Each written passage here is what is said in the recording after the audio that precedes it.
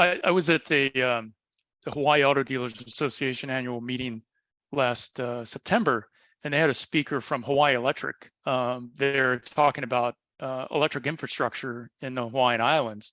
And one of the points that he made, it was an excellent presentation, was that, you know, they don't have the infrastructure currently to be able to support a, you know, 40% level of EV penetration, because they don't, you know, there's the whole not my backyard for building electric plants. They rely very heavily on solar panels within for their electrical infrastructure.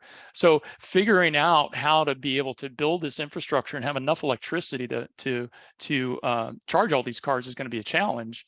And figuring out how to give consumers the opportunity to take the power that's in that battery in the vehicle and push it back into the electrical system too, for peak loads is a really interesting